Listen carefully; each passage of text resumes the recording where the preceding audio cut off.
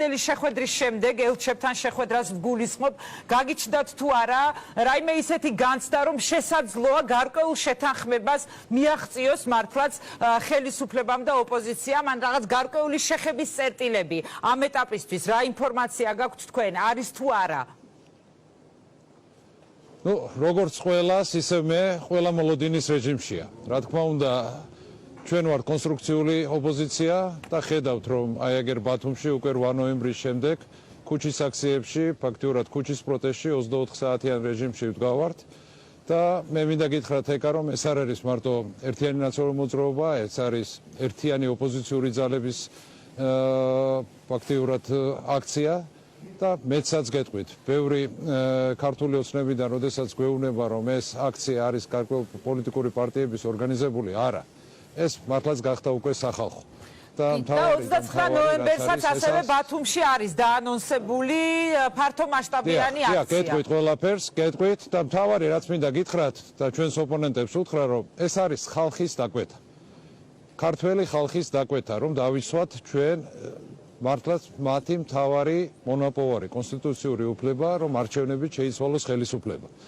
არ ვიცი როგორ, მაგრამ მეც და აქ ჩემს კოლეგებს ბათუმში ბევრი ჩვენი თანაქალაქელი აჭარაშიც დავდივართ სოფლებში, ყველა გვხდება და ყველა გვეუბნება ერთი კითხვით მოგმართავთ. ხო იბრძოლებთ ბოლომდე.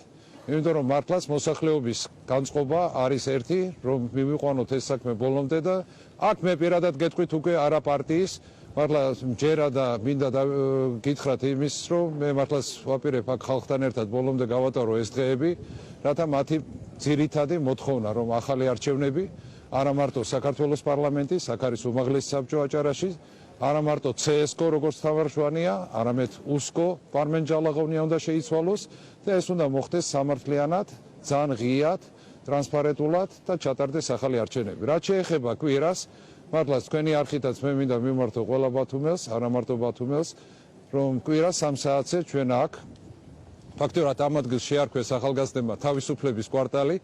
თავისუფლების კვარტალში მობრძანდეს, სადაც ჩატარდება საინფორმაციო აქცია, მიტინგი, სადაც ჩვენ უკვე პირდაპირ გეტყვით, რომ ჩვენ კოლეგებთან ერთად ვზივართ, უკვე ვფიქრობთ, რომ გავაცნოთ მოსახლეობას, რა თქმა უნდა, შემდეგ კვირის გეგმას. ანუ თქვენ იმყოფებით ახლა იმ ადგილზე, სადაც მიმდინარეობს ეს მთავრობის სახლის წინ, როგორც მე ვიცი, ხო, ბატონ ლევან? და იქ ყოველდღე ღამეს ათენებენ ადამიანები.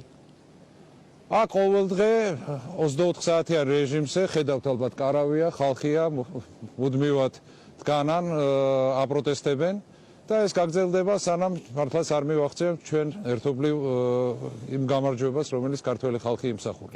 და ეს არის ხელახალი ან ვადამდელი არჩევნები. რა მოხდება იმ შემთხვევაში, თუ ვერ მიაღწიეთ აი ამ შეთანხმებას და არ მოხდა ამ თქვენი მოთხოვნების დაკმაყოფილება, ანუ არ დაინიშნა ვადამდელი არჩევნები, არ მოხდა პოლიტპატიმრების გათავისუფლება, არ შეიცვალა ცენტრალური საარჩევნო კომისიის შემადგენლობა. რა გეგმები აქვს უკვე ამის შემდეგ ოპოზიციას, გაქვთ თუ არა რაიმე სტრატეგია?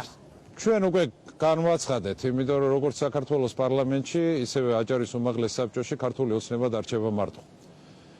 ეს არჩევნები არ აძლევს მათ ლეგიტიმაციას და ეს ყველა კარგად ხდება. შეიძლება სამართლებრივი კუთხით რამდენიც არ უნდა ილაპარაკონ, შევლენ იმუშავებენ, გააგრძელონ მუშაობა. მაგრამ მე და ჩემ კოლეგებს უკვე გადაწყვეტილება მიღებული გვაქვს, რომ გვირჩევნია დარჩეთ გარეთ, პარლამენტს გარეთ, როდესაც პარლამენტის შენობიდან პოლიტიკური პროცესი გამოდის, როდესაც USKO უსურცხილო წერს და CSKO წერს თავის ციფრებს ბიულეტენებზე და ოქმებზე, როდესაც სასამართლო ფაქტიურად შტამპავს გადაწყვეტილებებს. ამ დროს მართლაც პოლიტიკა გამოდის ქუჩაში და პოლიტიკური პროცესი ჩვენ ქუჩაში დავდგებით და ქუჩიდან გავაპროტესტებთ. ეს არის ერთ-ერთი სახეობა და რა თქმა უნდა დავდგებით მოსახლეობასთან. დიახ, ჩვენ გავაგრძელებთ მუდმივად ამას. მუდმივად გააგრძელებთ. მე კარგად მინდა შევახსენო ქართულ ოცნებას. ბევრი მაგალითები არსებობს, მაგრამ უკრაინის ბოლო მაიდანი, როდესაც ფაქტიურად 4 თვის გრძელდებოდა. პირველი მოთხოვნა იყო მართლაც ახალგაზრდა ბავშვები, როდესაც დაარბიეს შინაგან საქმეთა მინისტრის გადადგომა. მაგრამ დაამთავრდა იმით, რომ იანუკოვიჩმა დაამთავრა თავისი ხელისუფლება. კი, თუმცა უკრაინის მაიდანზე ძალიან ბევრი ხალხი იდგა და ძალიან დიდი ხნის განმავლობაში იდგა იქ ბევრი ხალხი.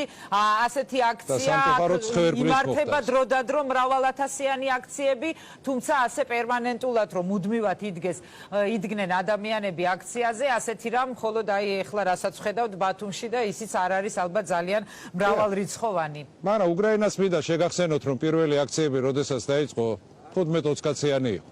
მაგრამ ჩვენ უფრო ბევრი ვართ და რაც თავარია ხალხს ვესაუბრებით და თქვენი ეთერითაც მინდა მივმართო. ეხლა არ არის ხალხი სახში ჯდომის დრო. ეხლა მართლაც ყველანი უნდა დავდგეთ ერთად, შემოგვიერთით, აქ აღარ აქვს მნიშვნელობა უკვე ვინ რომელ პარტიას ეკუთვნის. აქ არის ერთადერთი რამ გადასაწყვეტი გადავარჩინოთ ჩვენი ქვეყანა. მართლაც ახალი არჩევნებით ჩვენ უნდა მივახციოთ ის, რომ რაცაც ხალხი ითხოვს, აი ეს ხელისუფლება მოვიდეს, რომელ პარტიასაც მისცემს და ეს ამ ქვეყანაში უნდა დამკვიდრდეს, რაც მთავარია ძირითადი რამ. ეს უნდა იყოს დემოკრატია. ჩვენ თუ გავუშვით ეს პროცესი და ეს პროცესი დარჩა რეჟიმი, როგორც ეს დარჩა, სამწუხაროდ რეჟიმების დროს შემდეგ არჩევნებს უკვე აზრე ეკარგება. და უფრო მეტიც მოსახლეობიდან გამომდინარე მე დავიწყე ვეღარ დავამთავრე, გეტყვით რომ მოსახლეობა პირდაპირ გვეუბნება. თუ ეს ახალი არჩევნები არ დადგა და ჩვენ ამ ბრძოლაში ჩამოუშვით ხელები, დავრჩით სახლში, არაფერი არ გავაკეთეთ, შემდეგ არჩევნებში უბრალოდ მოსახლეობა აღარც მოვა არჩევნებზე, იმიტომ რომ აქ ფაქტურად დადგება ის, რომ ხელისუფლება რასაც გადაწყვეტს, იმას დაწერს. ანუ ნდობას დაკარგავს არჩევნებისადმი მოსახლეობა, ამას ამბობთ თქვენ. ლევან, და კიდევ ერთი შეკითხვა და ეს იქნება ჩემი ბოლო შეკითხვა. მაშინ, როდესაც თქვენ ადამიანებს მოუწოდებთ, რომ გამოვიდნენ ქუჩაში და გააპროტესტონ ეს ყველაფერი, პოლიტიკური ვითარება, შედეგები არჩევნების და ასე შემდეგ, აი ამ დროს ოპოზიციას აბრალებს სწორედ ხელისუფლება COVID ინფიცირებულების რიცხვის ზრდას და აი ასეთ მაჩვენებელს. რას იტყვით ამაზე? რას უპასუხებთ ხელისუფლებას ამაზე და ხვალიდან კიდევ აანონსებენ, რომ უფრო მეტი შეზღუდვა დაწესდება. რას უკავშირდება ეს შეზღუდვები, გამოასწორებს თუ არა ვითარებას, მაგრამ პირველ რიგში მაინტერესებს თქვენი პასუხი იმაზე, რომ ეს ყველაფერი ბრალდება ოპოზიციას. მოდით ცოტა დროს თუ მომცემთ, გეტყვით, რეალურად რამოდენიმე ფაქტორი შეიძლება ავხსნათ და მე მგონი აჭარაში ეს ყველა გაიგებს, როდესაც 23 მაისს აჭარა გამოცხადდა მწვანე ზონად. 23 მაისს ფაქტიურად არ ყავდა COVID ინფიცირებული, როდესაც მოიხსნა საგანგებო მდგომარეობა. და ყველამ დავინახეთ ივლის-აგვისტოში თუ რა ხდებოდა ბათუმში და კონკრეტულად რა მდგომარეობა მაშინ იყო, როდესაც ჩვენმა გუნდმა გარკვეული რეკომენდაციები მივეცით მთავრობას, რომ როგორ დაეზღვია და როგორ არ მომხდარიყო აი ეს განვითარება. მაგრამ იმის ნაცვლად, რომ მთავრობას საკადრისი ზომები აიღო, კი, ჩაკეტა ქვეყანა, ფაქტიურად ტურისტი არ შემოუშვა გასაგები მიზეზების გამო, ამით ფაქტიურად ტურისტული სექტორი გაანადგურა. მეორე რაც გააკეთა, შემოიღო შეზღუდვები გარკვეულწილად გარკვეულ ბიზნესზე, მაგრამ პრევენცია არ გააკეთა ფაქტიურად COVID-ის განვითარების და კარგად გვახსოვს თუ როგორ იყო ხამის კლუბებში, როგორ ახდებოდა ფაქტიურად ქართული ოცნების მიერ ორგანიზებული კონცერტები. ეხლა ეთანხმებით ამ მოსაზრებას, ინფორმაცია, რომელიც იყო დენდროლოგიურ ბარკში 4 დღის განმავლობაში 100,000 კაცი იმყოფებოდა. ეს ოფიციალური ინფორმაცია TVIM-ს ჰქონდა გავრცელებული ეს. და ამის შემდეგ ფაქტიურად კიდევ ვაკვირდებით იმას, რომ ქონდათ კიდევ ეს მდგომარეობა სექტემბერში შეეძლოთ კიდევ ეს გაეჩერებიათ. მაგრამ გადაწყვეტილების არ მიღებამ და კონკრეტულად გაჯანჯვლავ და არასწორმა ქმედებამ, რომელიც ლოჯისტიკაშია, გარკვეულწილად მომზადებლობაშია, მე მართლაც გმირები არიან დღეს ექიმები, რომელიც იბრძვიან ამ პირველ ხარს. ლევან, ეთანხმებით თუ არა, რომ შეზღუდვები უფრო უნდა გამკაცრდეს, ამას თუ ეთანხმებით თქვენ და იქნება თუ არა ეს თქვენი აზრით გამოსავალი. დღეს იმ სიტუაციაში ვართ ეკა, რომ შეზღუდვების გამკაცრებას უკვე პირდაპირ გეტყვით, აზრი ეკარგება.